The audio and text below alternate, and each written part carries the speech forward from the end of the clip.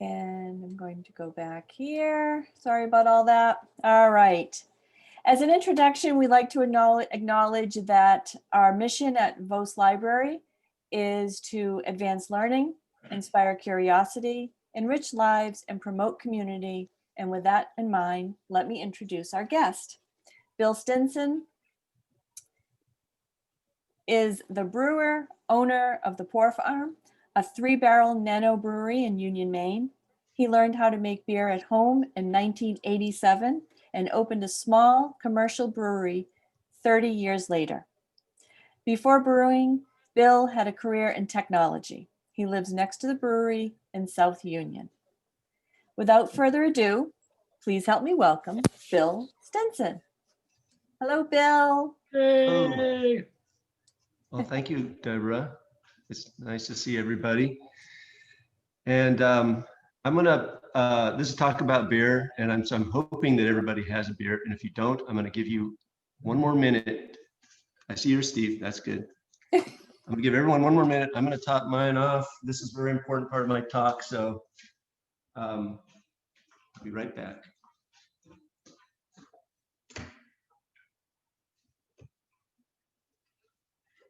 Okay, it's official now. Now we can start. And I hope everybody has a beer or at least enjoys beer. And thank you for coming. I'm gonna share my screen now so that you can see my presentation. Everybody see that? Okay. All right, so I'm gonna talk about making beer, the state of the craft beer industry, what's going on with craft beer, and it's there's a lot of news about craft beer. They just passed, the Congress just at the end of the year just passed a Craft Beer Modernization and Tax Reform Act, which affected the excise taxes that we pay, and probably most people didn't hear about that or care about that, but those things are important for the craft brewers to keep this business viable. It just cut in half the amount of taxes that we pay. But anyway, let me jump into it, and let's see. There we go. So first I'm going to talk about the history of beer a little bit. I don't know if this is the oldest known brewery, but this I think was from a year or two ago. There's always all these interesting stories about archaeologists finding old, things like fermentation residue on the inside of a cask in Greece or ancient China or ancient Egypt. They've been all over the place. But here's an interesting story of 13,000 years ago. In the Neolithic period, they found in this cave evidence of fermentation. They carved into the bottom of the cave, and they somehow or other they determined, I think they did some kind of scraping or something, and they found that they were actually making beer, or the ancient equivalent of beer back there. So we know that Neolithic guys like beer. And similarly, you fast forward a long time, more than 10,000 years. But in the medieval times, we know that the medieval guys like beer. And here is the proof of it. You see the guy on the left is making a batch of beer, not too different from the way I make it. I don't use fire, I use electricity, but he's making his mash there. We'll talk about what he's doing and how you make beer in a moment. The guy in the lower right's kind of two-fisting it. He's got one hand, he's drinking one, another hand, he's filling his next cup.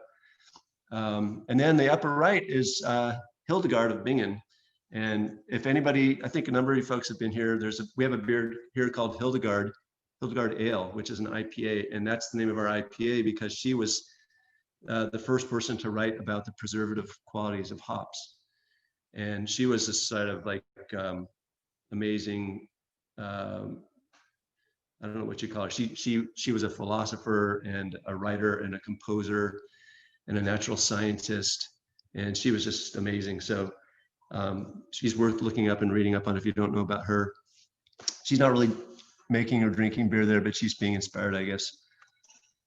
Then everyday guys like beer, and I think you recognize all these guys. If people weren't muted, I would ask, especially, some people don't get the lower left corner, but I think you guys probably are old. Most of you are old enough to know. we got clockwise, we have Obama and Reagan, but then we have Ike and Churchill there. So we know that everyday guys like beer. And oh, I just pulled this picture today. Here's another guy who likes beer. This is, I think, from 9/11 2020, when Biden went to Pittsburgh, and he'd met with some firefighters there, and some of them said, "Hey, you promised us last time you were going to bring some beer," and he turned around and whipped out a 6-pack and goes, "I keep my promises." So unfortunately, he's giving them Bud Light, which doesn't really technically qualify as beer. To me, I give him a pass. So anyway, even this guy likes beer. So a lot of people like beer. Not everybody. I have people come in here who want wine or want something else, and that's okay. But that's what we do is beer. So I'm gonna recognize those guys. So what is beer? You guys are probably all heard the story in different forms in one way or another, but basically it's 4 things. It's malted barley, hops, water, and yeast. And of course, you can do all kinds of other things. You can substitute other types of grain. So you hear about wheat beers and rye beers. You can substitute other types of bittering agents besides hops, or other types of herbs and spices and things. Water is usually an important part of it because it's mostly water. And yeast, there's a few major strains of yeast, and people are kind of going crazy trying other types of yeast. You've heard of sour beers and maybe some wild yeast beers. These elements as the kind of core parts of beer go back to very well. Actually, I forget when. I guess they used to make a kind of beer without hops, but then, like I said, Hildegard and others said, "Hey, let's put that in there." There's a German purity law that you may have heard of called the Reinheitsgebot, and in 1516, they said you can only make beer with 3 ingredients: malted barley, hops, and water. They didn't know about yeast. It just the yeast part was happening kind of magically and automatically with the naturally occurring yeast in the environment, and as it accumulated inside the breweries. That purity law was not updated to include yeast until 1906, and then they kind of came along and said, "Okay, you can add yeast." And of course, you have Hefeweizens and other German beers that include wheat and other ingredients, and those. So that the Reinheitsgebot was updated in the later in the 1500s to allow other ingredients, but the real purists will say these are the 4 main ingredients in beer. And the barley, of course, is just a grain. There's 2-row and 6-row barley. Malting is a process where you basically start to germinate it. So you have basically, it's a little grain. It's a little with a husk and an endosperm, and it's called in the inside. And you start to when you malt it, you basically introduce a little water and a little bit of heat. You spread that out. The historic way to do it is spread it over a floor and then rake it over this little bit of water and a little bit of heat. And it basically thinks it's basically germinating, and it starts to think it's going to grow, and then you shut it off. And what you've done is get the starches inside the grain to get closer to a fermentable sugar. So that's the malted barley. The hops part is really kind of the magic of beer. I think one of them is that you're balancing the sweetness of the barley, which is the sugar in the barley, with the bitterness of the hops. And if you have a really bitter beer, it might be an IPA, so the hops are kind of cranked up. You might have a really malty beer like Oktoberfest, and the hops are kind of a little bit lower. So it's how you balance the barley and the hops is going to tell you if you have what kind of beer, what the experience is going to be. And even the water, different famous brewing cities have different mineral profiles for their water. So when you're a home brewer and you kind of go crazy exploring all these things, you might try to dial in, the water for Kolsch. I forget where Kolsch comes from. It might be Cologne, but you look up the mineral profile for that, and you can do additions of minerals to the water and try to get the match. But here, in the Pour Farm, part of what we're doing is like this is a main beer. We want to go with the main water profile. It's kind of like our terroir. So we don't mess with that at all. We just go with the main water and let it do its thing. Now, there's a lot of different beer terminology, a lot of different kinds of beer, but a really simple way to think of it is that there's really two main types of beer. There's ales on the left and lagers on the right. And luckily they have this very kind of clear distinctions between them. And this is other people might slice the world differently, but this is kind of the way a lot of craft brewers think of it. So the ale, on the ale side, let's start there. So basically ales it's kind of the British tradition, as opposed to lagers, which is continental European tradition. Another difference is that ales, the yeast is operating at the top of the tank, whereas in a lager, the yeast operates at the bottom of the tank. So it's the same genus and species for the most part, but there are different varieties or strains of yeast. I'm not sure, I'm not enough of a scientist to be able to tell you what exactly that means, but I do know that the ale yeast ferments at the top and lager at the bottom. The ale yeast usually ferment warmer and lagers ferment colder. The ales ferment, takes about 2 weeks, and I mostly make ales here. So it's 2 weeks from the time I make the batch of beer to the time that we're drinking it. Occasionally I'll make a lager, and that takes longer, it ties up the tanks longer. And in fact, lager, I think if anybody speaks German, maybe you can tell me exactly, but it's lager comes from German word to store, I think. And then some examples of ales. Well, you have pale ale, of course. Excuse me. IPAs, India Pale Ales, are a very bitter kind of pale ale. Porters and stouts are all ales. So basically all those beers are made with ale yeast, and you ferment shorter and a little warmer. The lagers are things like Pilsner, Märzen, and Bock, Oktoberfest. Those are the well-known. There's probably, there's of course hundreds of kinds of ales and hundreds of kinds of lagers, but I picked out some of the more commonly known ones. So when someone asks you, a lot of people get confused and they ask, they don't know the difference. Now you know the difference. It's ale versus lager. Now, like I said, we mostly make ales here. I've made about 10 or 12 types of beer here, and all but one of them were ales. And that's mainly because I don't want to tie up a tank that long, because I only have 2 fermenting tanks. The other thing that you hear people talk about is that people always ask me, well, how strong is that beer?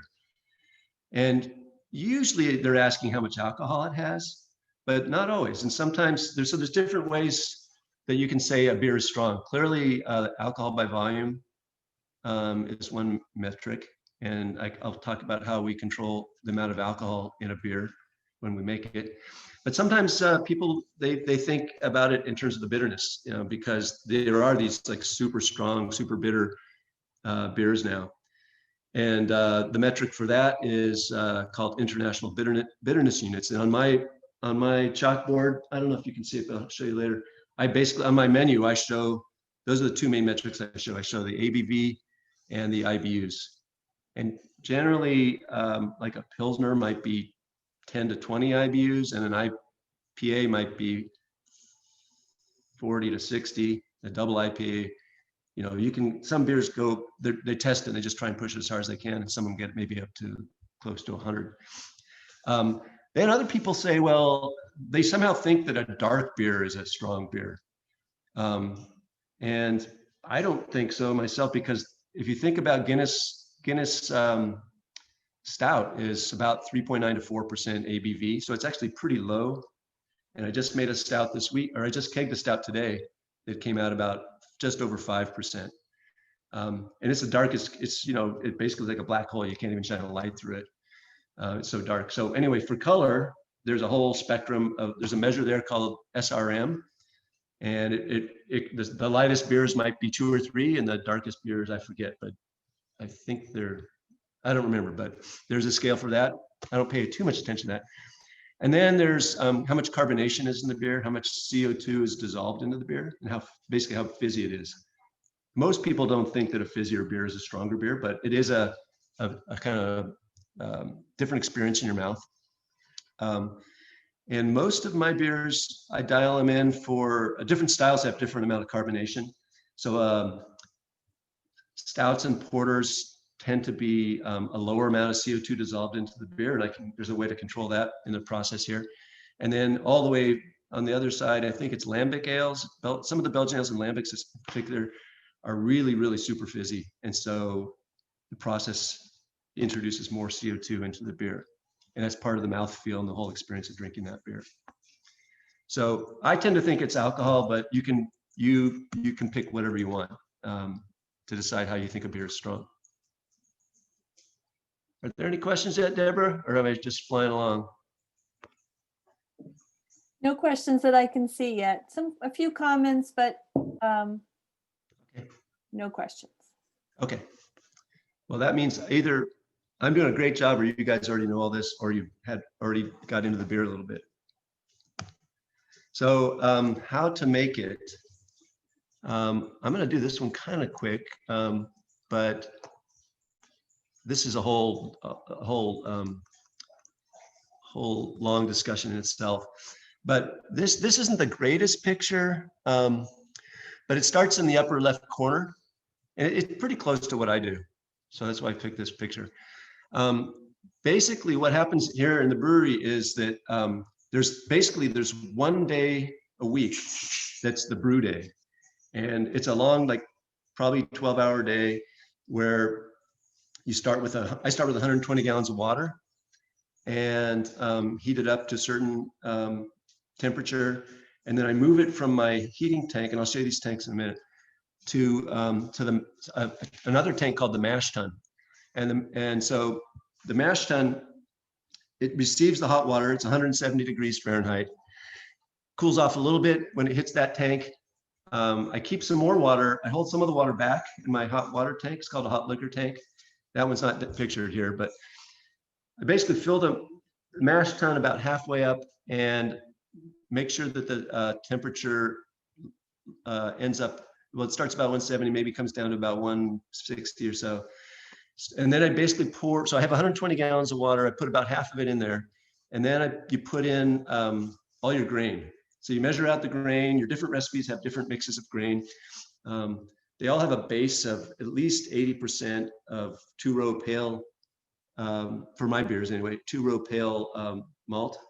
But there's a whole bunch of other kinds. The other 10 to 20% can be roasted barley or black patent malt or chocolate malt or rye malt. It can be flaked or rolled barley or wheat or oats, all kinds of things.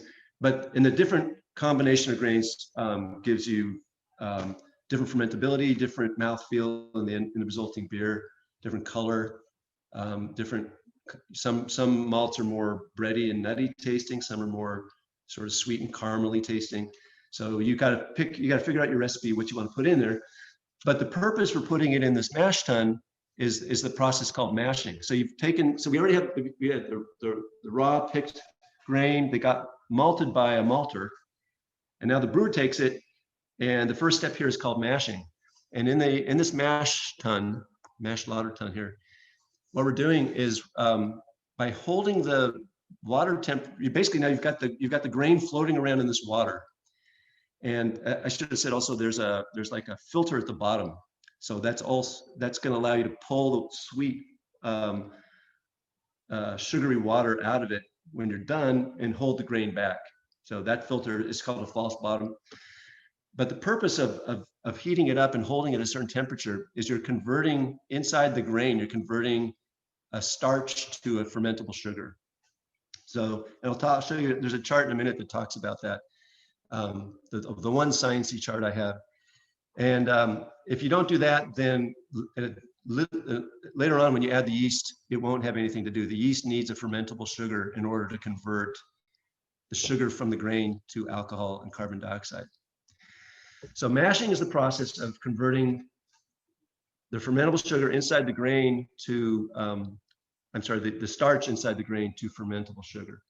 And of course, I didn't really say it here, but the other thing you have to do is you have to crack the grain, because if you don't crack the grain, you have a husk that holds the starchy stuff inside, the endosperm, and you have to crack it in order to make sure that the water can get into the grain and heat it up and do that mashing process.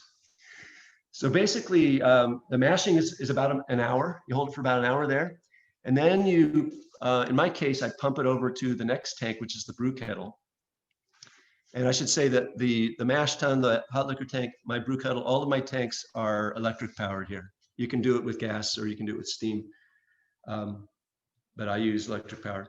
So now I bring it over to the brew kettle, and what you do there is you heat it up all the way up to boiling. And as soon as you get boiling, you add your hops. You start adding the hops. So you've got, when you drain out the mash tun, you have a sweet liquid. You've left all the grain behind. In fact, an hour or so later, I'll shovel it out and give it to Charlie Vincent, who lives on Middle Road, to feed his cows. He comes over, here his son Travis come over every week. But the sweet liquid comes over, and that's called, the stuff that hits the brew kettle is called wort, W-O-R-T. And it's in the brew kettle, and you get it up to boiling, and then you start adding hops. And you don't dump them all in at once. You add it in sequence, and first you add what they call the bittering hops. And those hops will add the bitterness to the beer. And as that, so that'd be as soon as you get boiling, you drop those in, and your boil is going to last another hour. And then you can drop some other hops in as you go. Those later additions of hops are for flavor and aroma. And also, just as there's different types of grain, there's a whole bunch of different kinds of hops. There's at least 100, probably more, way more commercially available hops. My hops come mostly from the Pacific Northwest, but sometimes from Germany and sometimes from Australia or New Zealand, but almost always Pacific Northwest for my beers. And you boil it in there, and basically what's happening there is you're getting the bitterness out of the hops to balance the sweetness of the wort.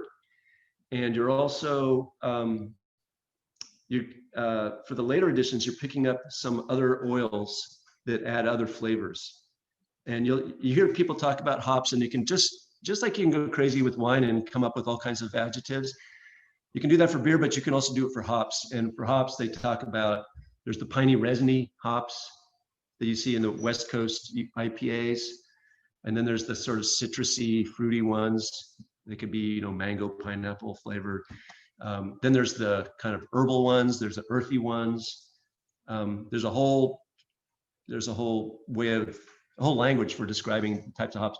To my palate and my nose, it's very difficult to make these distinctions, but for certain kinds of hops, it is kind of, I wouldn't be able to tell you like exactly what hop was in there, but I could tell you if it was a piney one or a fruity one just by smelling it, and also by tasting the wort.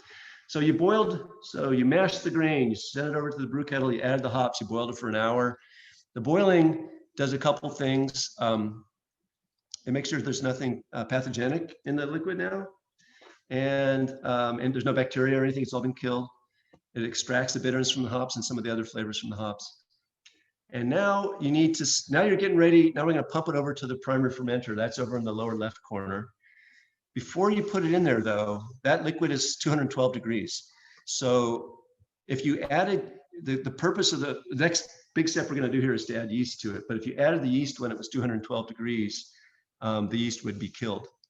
So you have to kind of carefully cool it off. And so there's something here called a wort chiller. Mine's a there's different ways of doing it, but I use a one-pass heat exchanger.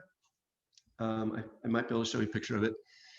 And you try to cool it off to so you cool it off in line while it's being pumped over.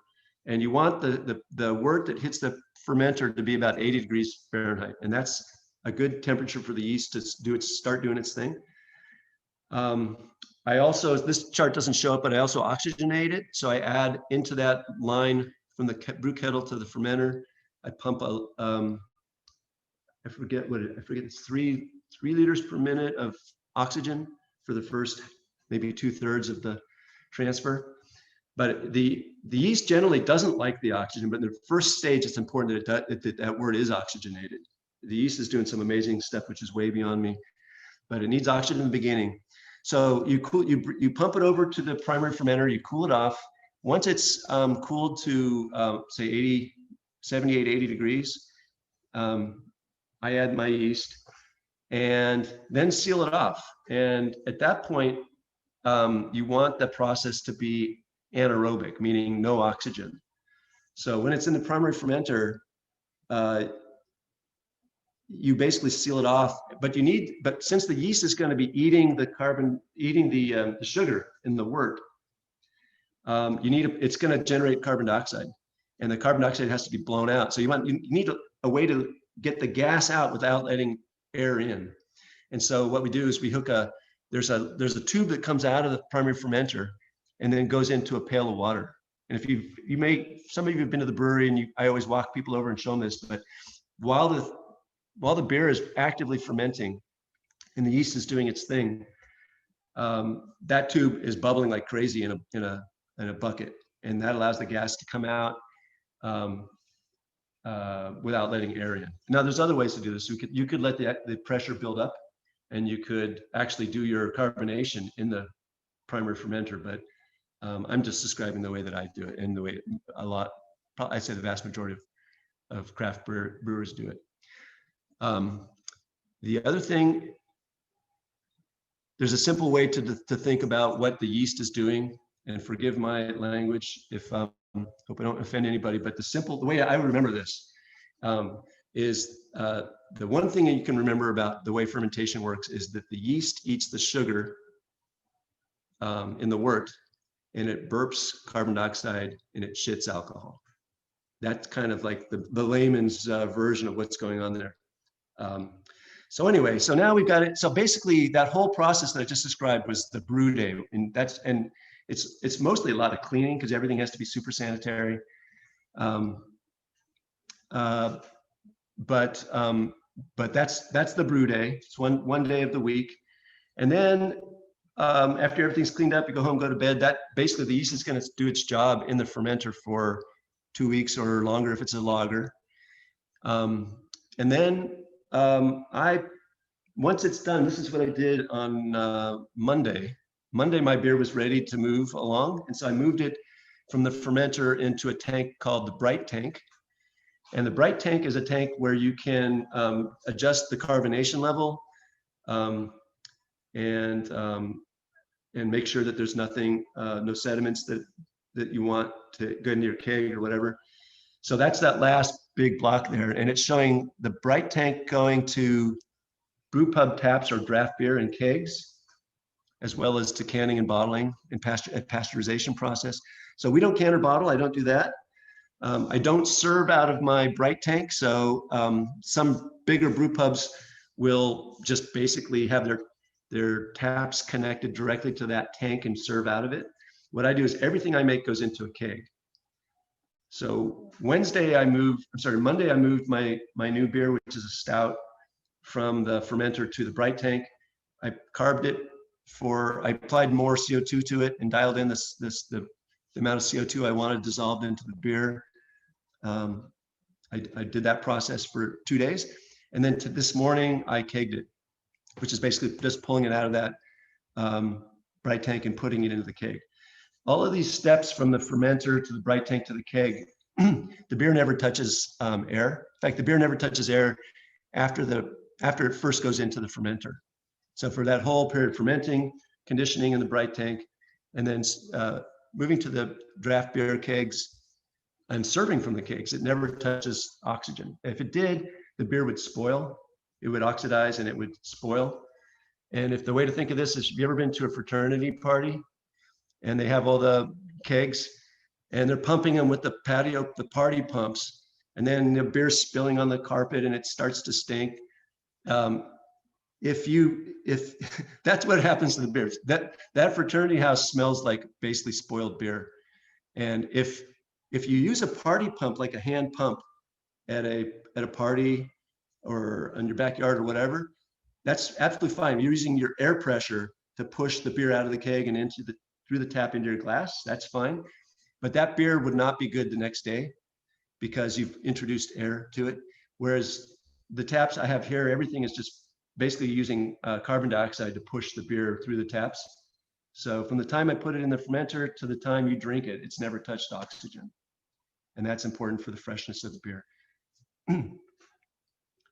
So I think I spent maybe too much time on that, but Hey, Bill, we have some questions. Okay. I'm going to start way up at the top. First of all, these are a few comments. Might be a good time just to share all this. So Alton is just letting you know he's enjoying a brewed vanilla bourbon porter. Oh, good. Good choice. And let's see. He also mentioned with all the taps behind you, it feels like you're cheating. Just a comment. I'm cheating, like I'm drinking my own beer too much? I don't know. All right, here are some questions. It looks like maybe Ashley has answered this, but everybody may not have seen the response. So let me say, Angie's asking, where can we get your beer when you're not open? Okay. Yeah, so basically here, almost all here. I sell 95% of it in the tap room. I sell no more than 5%. I do make some kegs and sell them wholesale to restaurants and pubs. At the moment, I think because of pandemic, it's totally different, but I think the Block Saloon in Thomaston has my beer on tap right now. But if you want it on tap, this is the best place to come. And at most, it would be in maybe 2 or 3 other places, and they'd all be within 15 miles probably. Now, if you want to take it home, I don't bottle, because that's a whole nother bunch of equipment, which I don't really have room for, and I'm not interested in doing that. So what we do is we put it into growlers, just half-gallon bottles. I don't know if you can see. Should I unshare for a second? Yeah. So there's the growler bottle, and we fill these here and then seal them up, and they're good for not too long. If you're a purist, you would say 72 hours. But if that means it's good for 72 hours. You open it, drink it, but once it's open, it's only good for half a day or a day. But I tend to think, my experience is it's more like 2-3 weeks. You're probably fine. But if you buy one, you want to drink it pretty quickly. It's 4 pints, so it's 2 people, 2 pints. It seems like a lot of beer, but it's not that much. Yeah, that's the answer to that, I think. All right. Next one is, do you make any beer with all Maine ingredients? Any beer using hops grown in Maine? Not quite. Of course, the water comes from the well right out here. The grain, I buy about 2/3 of my grain I buy from Maine malt houses. So there's the Maine Malt House in Aroostook County. They grow the barley and they malt it. And then there's the Blue Ox Malt House in Lisbon Falls, where they buy from Maine farms barley and then they malt it. So those are 100% grown and malted in Maine. 2/3 of my beers I use Maine malt, and the reason I don't use only Maine malt, there's 2 reasons. One is that it's a tiny amount of the world's production, so they don't have economies of scale, and so the price per pound of Maine malt is more than $1 a pound. And if you buy from the large Midwestern and Canadian and European malt producers, it's maybe 60 to 80 cents a pound, even shipped that far. So so I love to do it, but it's not completely economical. And also because they're not as large scale as the other ones, they don't have all of the varieties. They're growing in the varieties that they support or that they offer. But if I wanted to get, rye malt's not a good example because Blue Ox just started selling that, but I don't know, there's maybe Vienna or Munich malt. I can't remember, but there's a bunch of malts that they don't offer. As far as hops go, I've played around with it, but mostly probably should have some hops out here, but they're called T90 pellets. And basically many brewers do this because it's a simpler form factor to work with. They take the hop cone, they grind them up, and there's this sticky stuff inside the hops called lupulin, which is where the bitterness comes from, and that you're extracting in the boil. And that kind of glues it. So basically they grind it up and then they press it into pellets. And it looks kind of like rabbit food. And using that is a lot simpler than using the flour or the cone, because that tends to clog up filters and things. there's some tricks how you keep even the pellets from clogging stuff. For example, when you're going to pump out of the boil kettle into the fermenter, before you do that, you whirlpool it. So you pump out of the bottom and then in through a tangential inlet on the side of the tank, and it starts spinning the liquid around. And the reason for doing that is that causes all the hop residue to cone up in the middle of the tank. And then when you're ready to pump it, you pull off the side and you can get clear wort and leave the pellet residue behind. But that would be much more difficult with the flours. I think the homebrewers love to use the flours, but all the craft brewers pretty much use the pellets, I think. I use mostly Pacific Northwest because they're super awesome at it, and they've dialed in, like they have all the scientific analysis. And there are a few hop yards in Maine, and I've not used them that much though. And the yeast is mostly coming from, I forget if it's Belgium, I think, France or Belgium or something, the ones I use. So it's possible to do, if it's possible to do a pure Maine beer, pure, Maine water, Maine grain, easy. Maine hops, you can do it. Maine yeast, then you're getting into kind of some guys in Portland that have a whole yeast business, and they're really into all the weirdo wild yeasts and sour yeast, and they have like hundreds of kinds. What I'm doing is more like classic style, so I'm not experimenting too much with yeast. I'm just looking for a well-engineered yeast that's going to perform and attenuate properly and do all the things it's supposed to do. So short answer, you could do it long, and I do it in the water and the grain primarily, but not so much in the hops and the yeast. All right, Bill.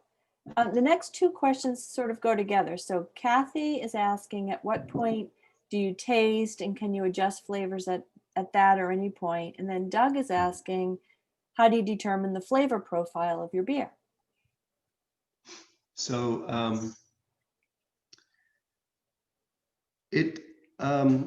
most of the work is up front. I do all kinds of measurements. I have it right here. This is I put the sheet on the tank. Am I still showing? I am, right? Yeah. Every time I make a batch, I put a sheet on the tank, and I keep track of all I don't know if you can read this or not, but I keep track of the date I took a measurement, and then I measure the specific gravity, which is how much sugar is in the liquid, and calculate what the alcohol is. I check the pH, I take the temperature, and I make some notes on how fermentation's going. So, but honestly, there's not a lot you can do. Once the yeast is doing its thing, there are some things that can go wrong. You can have a stuck fermentation. I've never had one here, but then there's some tricks that you can do to try to get the fermentation unstuck if it stopped fermenting prematurely. There are some additions that you make during fermentation. There's something called dry hopping, which is done for the New England IPAs, where in addition to the hops that you did on brew day in the boil kettle, you also add hops during fermentation. And that doesn't add bitterness, but it adds a lot of hop flavor. But it's a little risky because you have to open up the tank, which risks introducing oxygen. So there's some tricks there to avoid the oxygen coming in.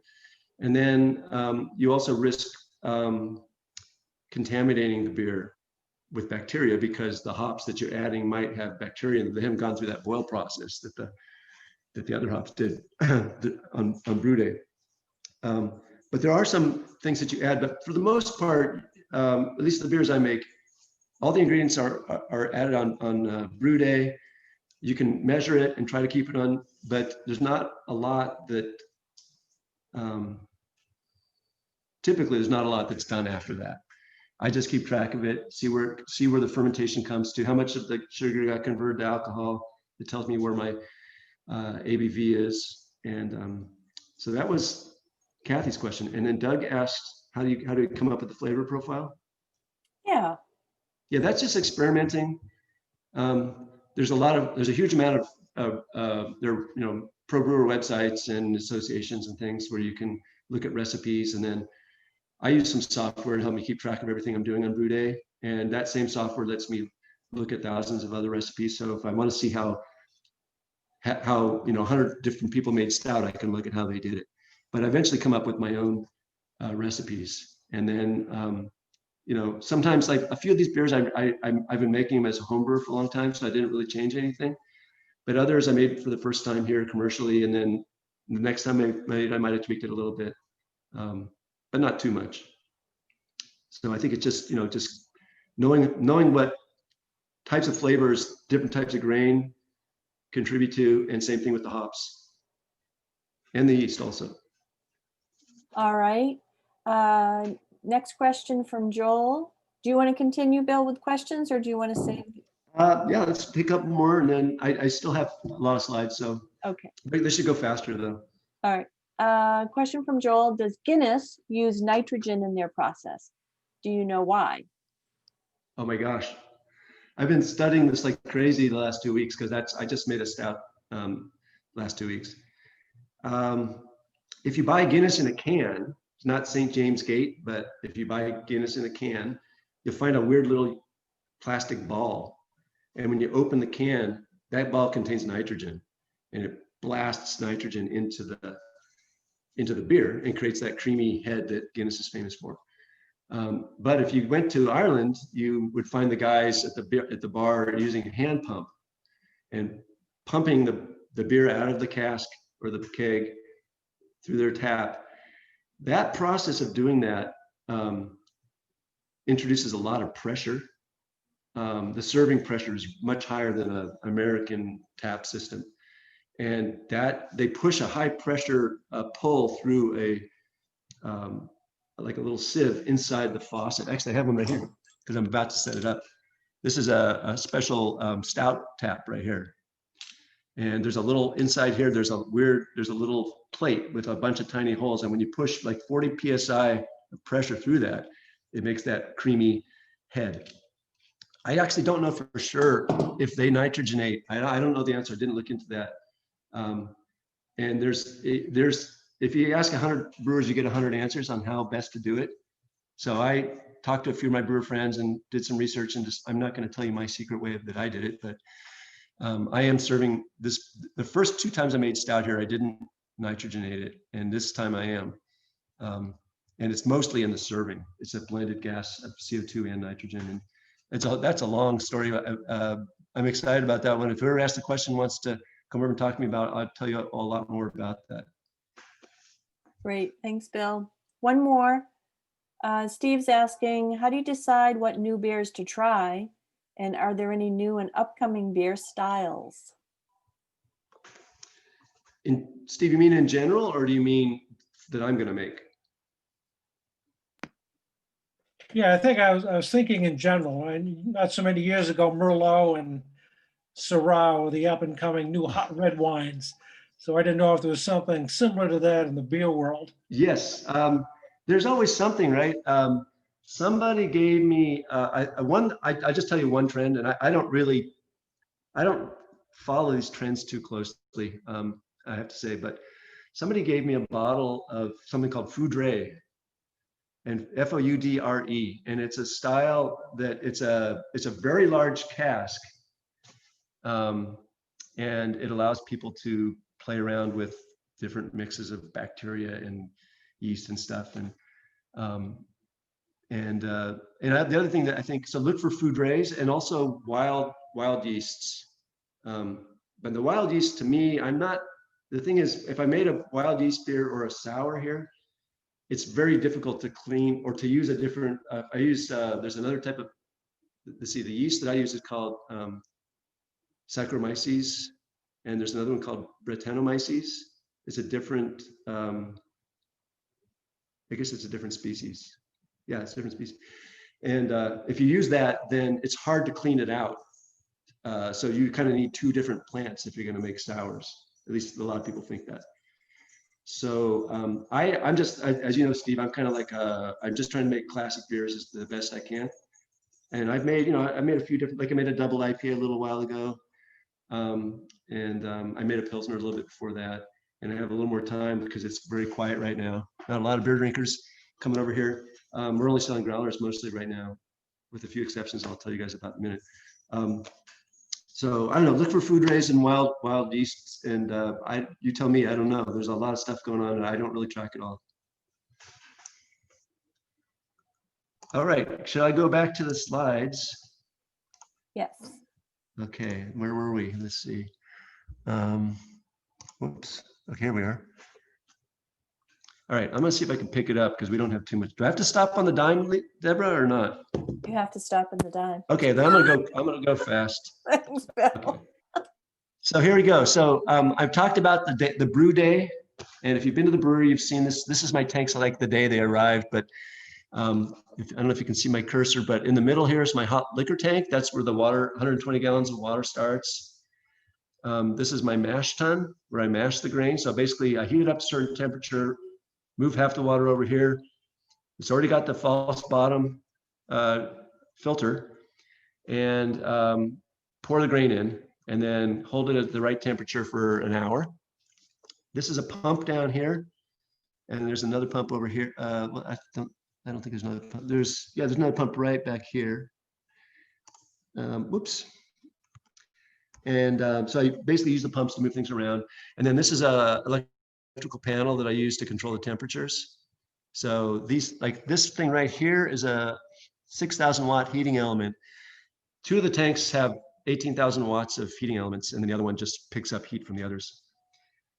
So that's the hot side. That's where most of the brew day takes place. And then at the end of the brew day, I pump it into one of these two fermenters, and they have a conical bottom. The reason they have a conical bottom is that when the beer is fermenting in there, eventually you do something called cold crashing the beer, which you drop the temperature dramatically, and that drops the yeast out of suspension in the liquid, and it ends up at the bottom of the fermenter. And you notice there's a valve on the very bottom, but there's another valve up here. This is the valve you can pull the clear beer out of because all that yeast cake is down at the bottom here. So this is the cold side. So basically 2 weeks in these tanks. This is my bright tank where it's the last couple of days to carb up the beer. And this doesn't show up, but I have a CO2 line that can go into this tank, and you bubble the gas in nice and slow. This one I'm definitely going to skip, but this is the one science slide. And what this is showing is there's two types of enzymes in the grain along with all that starch. One's called alpha amylase and one's called beta amylase. And it's kind of an interesting thing because when you're brewing, you want to get both the alpha and the beta amylase enzymes working for you.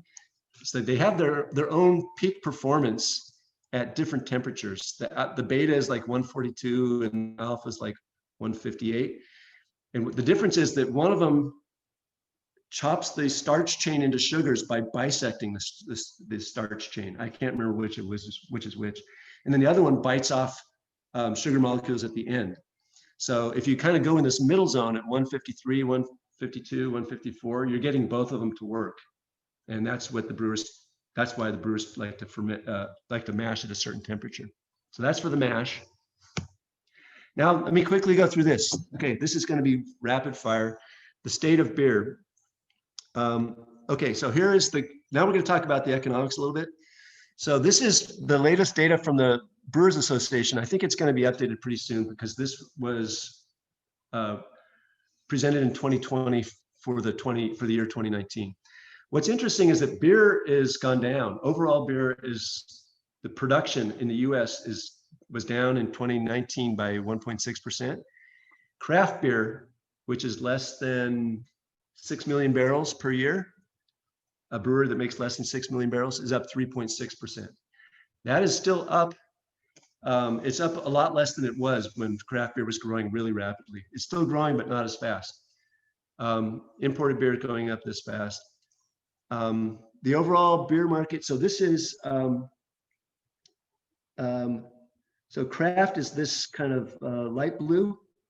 So of the 191 million barrels, 31 gallons, 26 million were made by craft brewers, 19% imported, and 67% is your Buds and Millers and everything. So craft beer is 13.6% of the craft beer market. And my screen, how do I move this thing out of the way? Can't, oh, there we go. So this is the another view where we still see, okay, overall beer is down, but craft beer. And by the way, when overall beer is down, there's kind of a zero-sum game between spirits, wine, and beer. So if beer is down a little bit, that means something else is up. And I think recently it's been spirits. Although now there's a fourth character in the mix, which is cannabis. And that's it's gonna mix everything up even further. So now this is, now for just the craft brewers, so now we're taking that, where is it? We're taking the 26 million barrels of craft beer made annually in the US.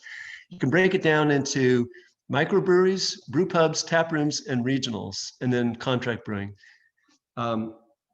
Basically, a tap room is, I'm a tap room. I don't sell, if you serve food, you're a brew pub. And if you serve, I think you have to sell more than 75% of your product on site to be a tap room. So I'm a tap room.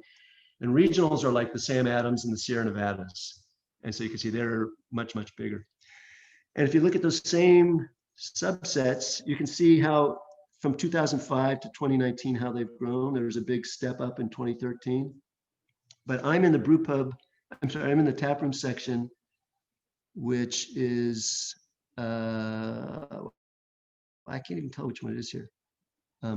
Anyway, it's 6%. This is the historical US brewery count. It's kind of interesting. If you look at this, there were 4,000 breweries in the 1870s. And then there's consolidation. Right in here, you had the prohibition, went to zero. Well, so we think. And then it kind of didn't do much until the craft brewing magic started happening in the 90s. And then it just kind of exploded in the 2000s. And there's over 8,000 breweries in the US now. And of those, there are 2,966 of those are tap rooms, which is what I am. And here it is for Maine. Maine, there's 133 craft breweries. Something to be proud of if you drink beer in Maine is that we rank second per capita in breweries per capita in the country. I think the only one higher is either Colorado or Vermont. I can't remember.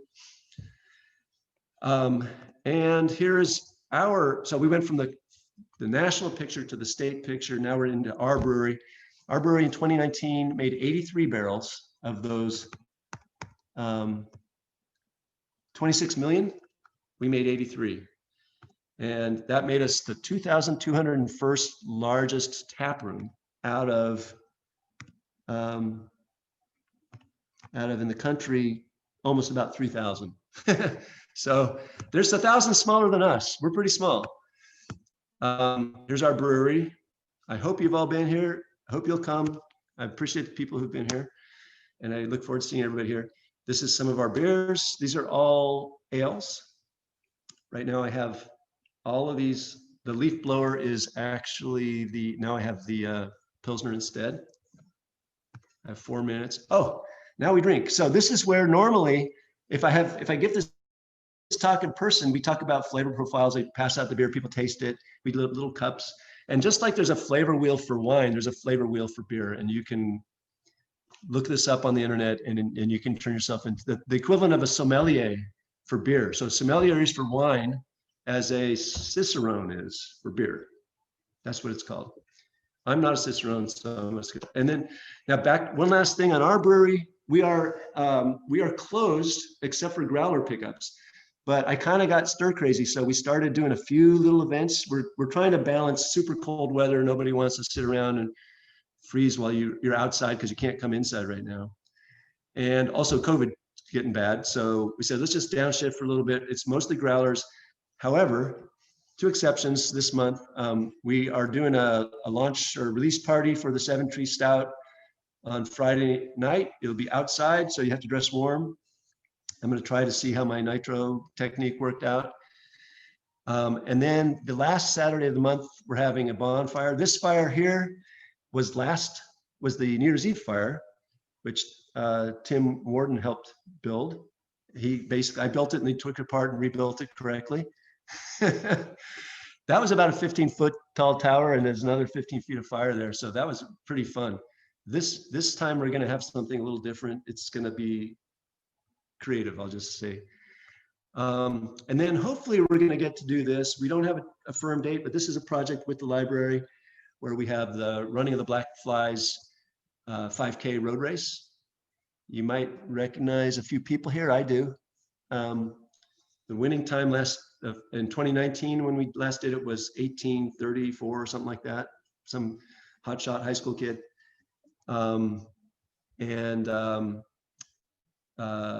raised a bunch of money for the library. We skipped 2020. 2021 is kind of dicey because it's going to be right at the beginning of May. So we have to probably, Deborah, you and I and Dave get together and talk about if we push it back a little bit or skip it again or go with it. I don't know, but we'll figure that out and announce it. And I finished right on Look at 6:59. you. Look at you finishing right up. Thank you so much, Bill. That bonfire, I was there, was awesome. Let's see. Tim, Thanks, Bill. I credit Tim. Yeah, Yes, that was fun. Tim the architect. We'll do it again. Yeah. Any questions? Well, thanks, as we Bill. That was close out? great. Well, I have one question. If you do move the road race, will you change the name? Oh, I don't know. I love that name. It's like Running the Bulls, right? Yeah. Exactly. No, I love Yeah, it. I don't know. But the route will change down Middle Road, right?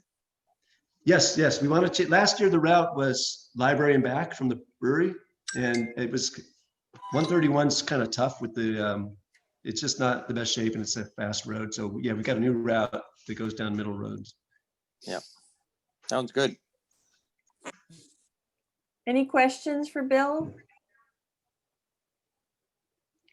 I think they've asked them at this point. I don't see any more, Bill.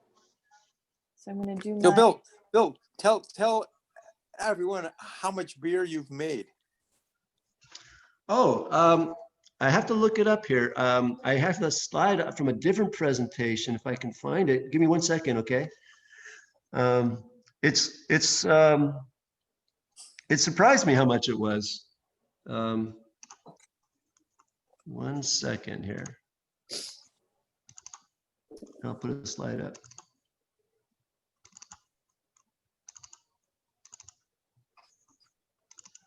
Okay, here it is.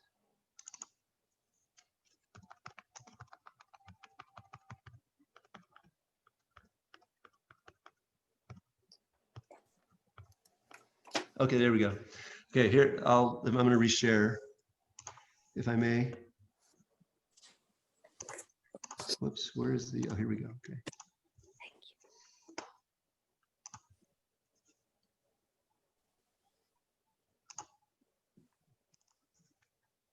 It's a lot.